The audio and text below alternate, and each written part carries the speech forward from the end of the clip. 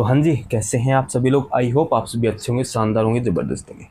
तो देखो, जो भी मेरे भाई बहन जिनका 4th ग्रेड में फाइनली सिलेक्शन हो चुका है, मेरी तरफ से उनको बहुत बहुत बहुत बहुत बधाई, मेरी तरफ से कॉन्ग्रेचुलेसन उनको। और जिन भी भाई बहन ने मेरे को बधाई दी है, जिसने नहीं भी दी है, तो उनको भी धन्यवाद मेरी तरफ से। ठीक है, तो अपना फाइनली सिलेक्शन हो चुका है, रिजल्ट अपना आ चुका है। अब बस नियुक्ति प्रक्रिया चलने वाली है। कब तक अपने नियुक्ति मिल जाएगी, बस जल्दी जल्दी नियुक्ति और मिल जाएगी। बस दुख सिर्फ एक चीज़ का है कि जो ARD विभाग वाले हैं, उनका जो विभाग है वो आवंटन नहीं किया जाएगा। अपना मनपसंद विभाग है वो चूज़ नहीं कर सकते। इस चीज़ का दुख है कि RPSC वाले को RPSC का विभाग मिल जाएगा, जो सचिवालय या सेक्रेटरीट वाला उनको सेक्रेटरीट वाला मिल जाएगा। लेकिन जो अन्याय हुआ है केवल ARD विभाग, जो प्रशासनिक सुधार विभाग है, उनकी तरफ से जो उनमें जिनको मनपसंद विभाग चाहिए था उनको वो नहीं मिलेगा। क्योंकि आप सभी ने न्यूज़ पढ़ ली होगी कि जो अपना विभाग आवंटन है वो कंप्यूटराइज्ड जो रेंडमाइज मेथड है उसके तर्ज पर होने वाला है। कि अपना जो अपने को विभाग मिलने वाला है, अपनी किस्मत पर डिपेंड करेगा कि कौन सा विभाग है अपने को मिलने वाला है। ठीक है, तो ये थोड़ा बहुत अन्याय हमारे साथ हुआ है थोड़ा। इससे अच्छा तो हम सेक्रेटरीट ले लेते तो सही रहता कि मनपसंद डिपार्टमेंट तो मिल जाता। लेकिन अपन ने अब देखो, अपनी किस्मत है कि कौन सा विभाग अपने को मिलेगा। अब जिला आवंटित करवाया जाएगा, कब करवाते हैं देखो, 1-2 दिन के अंदर ये चीज़ हो जाए, ज्वाइनिंग जल्दी जल्दी मिल जाए तो अच्छा होगा। तो देखते हैं क्या होता है, अपनी किस्मत में क्या लिखा है। अब देखो, उन बच्चों की बात करते हैं जिनका रिजल्ट है होल्ड कर रखा है। अब उनके लिए देखो, आलोक राज ने ट्वीट कर रखा है कि उनका रिजल्ट कब आएगा। मैं देखो आपको ट्वीट है वो स्क्रीन पर लगा दूंगा। क्यों, उन्होंने बताया है कि ये चीज़ पूरी तरह कोर्ट पर डिपेंड करेगी। जब तक ये कोर्ट की प्रक्रिया पूरी नहीं होगी तब तक उनका रिजल्ट है वो डिक्लेयर नहीं होगा। लेकिन ये चीज़ है आलोक राज जी ने बताई है कि जैसे स्टे लग जाएगा तो उनका रिजल्ट है वो जल्दी से जल्दी आपका डिक्लेयर कर दिया जाएगा। तो बस थोड़ा सा धैर्य बनाए रखना है और आपका रिजल्ट भी जल्दी आ जाएगा। ठीक है, अब देखो अपन बात करते हैं जो बच्चे हैं बिल्कुल किनारे पर बैठे हैं, वो सोच रहे हैं कि मेरा सिलेक्शन होगा कि नहीं होगा, और बिल्कुल एकदम चिंता से सताए हुए हैं कि उनका नंबर इस भर्ती में आएगा कि नहीं आएगा। तो देखो, जो एकदम किनारे पर है, टेंशन मत लो, आपका रिजल्ट भी इस भर्ती में निकलने वाला, आपका सिलेक्शन भी इसमें हो जाएगा, टेंशन मत लो। क्यों हो जाएगा? अब देखो, कई ऐसे बच्चे हैं जो इस भर्ती को ज्वाइन नहीं करेंगे। क्यों? क्योंकि देखो, कुछ बच्चे 3rd ग्रेड में ज्वाइन कर लेंगे, कुछ अन्य भर्तियों में ज्वाइन कर लेंगे, और कुछ इसको छोटी भर्ती समझकर ज्वाइन नहीं करेंगे। तो वो कई बच्चे जो इसमें सिलेक्शन नहीं लेंगे, जो इसको ज्वाइन नहीं करेंगे, तो आपके लिए वो पोस्ट है वो खाली हो जाएगी और आप है उस भर्ती में अपनी चयनित हो जाओगे।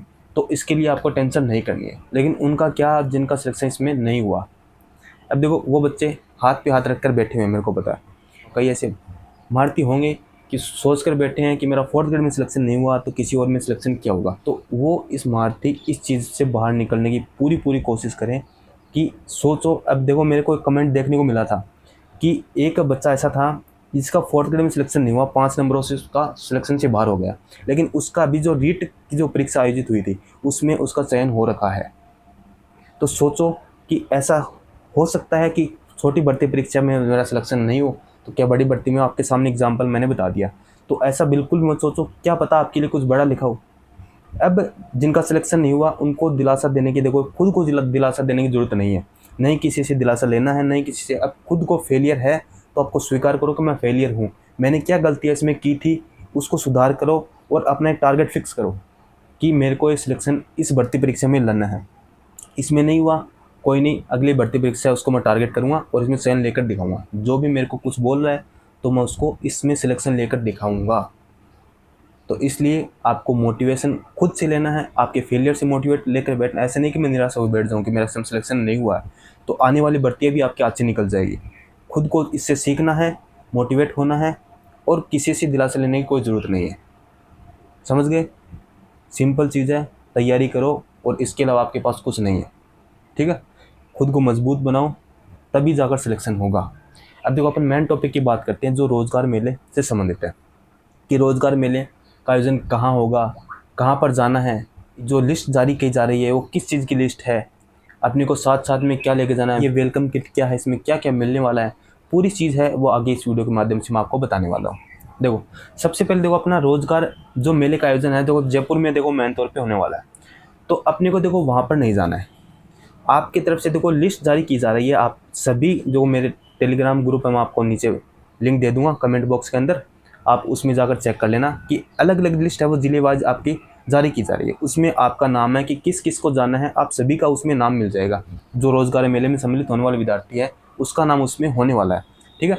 अब आपको जाना कहाँ पर है, अब देखो हर जिले के अंदर आपको एक स्थान मिलेगा, या तो आपको मैसेज मिलेगा, जैसा मेरे को फ़ोन आया था, जैसे मेरे को डी ऑफिस झुंझुनू से कॉल आया था कि आपको 4 तारीख को सुबह केशव आदर्श विद्या मंदिर के अंदर आपको उपस्थित होना है सुबह 10 बजे। उसमें आपको वेलकम किट मिलेगी और साथ में आपको आधार कार्ड लेकर प्रेजेंट होना है। देखो आपको ये सुन सकते हो, मैं आपको रिकॉर्डिंग जो कॉल रिकॉर्डिंग है वो आपको मैं छोटी सी क्लिप आपको ऐड कर देता हूँ, सुन लो। तो किट दिया जाएगा और अपना आधार कार्ड साथ लेके आना है। केशव आदर्श विद्या मंदिर झुंझुनू में पहुंचना है। ठीक है, सुबह 10 बजे। ठीक आ जाएंगे। ठीक है। अब देखो इस प्रकार आपको या तो कॉल आ सकता है या आपको मैसेज के द्वारा बताया जाएगा कि आपको कहाँ पर, जिस जिले से आप बिलोंग करते हो आपको उस ज़िले में कहाँ पर मतलब उस ज़िले में आपको कहाँ पर प्रेजेंट होना है, इसमें मैसेज के द्वारा मिल सकता है या फिर आपको कॉल आ सकता है, ठीक है। तो ये चीज़ है, इस प्रकार आपको बुलाया जाएगा। अब देखो वेलकम किट क्या है, अब आपको देखो एक उपहार की तरफ आपके रोजगार मेले का छोटी सी उपहार मान सकते हो वो मिलेगा। उसमें आपको कोई एक तो आपको जो कैप है टोपी आपको भी मिल सकती है, आपको एक डायरी होगा, उसमें एक पेन होगा, उसमें शायद एक दुपट्टा मिल सकता है। मतलब मैंने बता दिया कि आपको आधार कार्ड लेकर प्रेजेंट होना है, आधार कार्ड लेकर प्रेजेंट होना है, कोई भी पहचान पत्र जैसे आधार कार्ड आपको लेकर प्रेजेंट होना है। जाना कब है, 9 बजे आपको प्रेजेंट होना है। जैसे मेरे को 10 बजे बताया गया था कि तो आपको 10 बजे प्रेजेंट होना है केशव आदर्श विद्या मंदिर झुंझुनू के अंदर। तो झुंझुनू वाले को केशव आदर्श विद्या मंदिर बुलाया गया है, वैसे ही आपको अलग अलग जिले के हिसाब से अलग अलग जगह आपको मैसेज के द्वारा बता दी जाएगी किस किस को प्रेजेंट है ना। पीडीएफ के अंदर सभी का नाम है, जिले वाइज आपको अलग अलग मेरे टेलीग्राम चैनल पे भी उपलब्ध है, देख सकते हो। कई जो स्टूडेंट पूछ रहे थे कि जाना ज़रूरी है कि नहीं ज़रूरी, देखो आप पर डिपेंड करेगा। आप जाओगे तो भी ठीक है, ऐसे नहीं कि आप नहीं जाओगे तो आपका नियुक्ति पत्र नहीं आएगा, नहीं।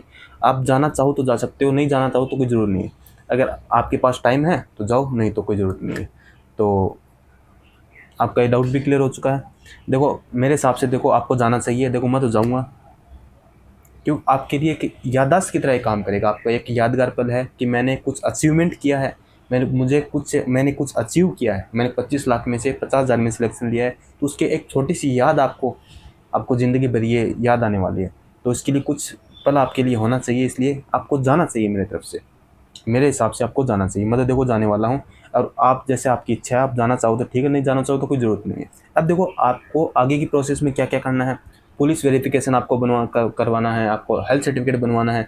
ये चीज़ें किस प्रकार बनवानी है, कहाँ से बनवानी है, मैं आपको आगे की वीडियो में आपको जानकारी प्रोवाइड कराता रहूँगा। आपको क्या क्या आगे करना है, आपको इस चैनल के माध्यम से आपको जानकारी प्रोवाइड कराता रहूँगा। इसलिए आप चैनल को सब्सक्राइब कर सकते हैं, और जाते जाते अगर वीडियो अच्छी लगी तो वीडियो को लाइक जरूर करना।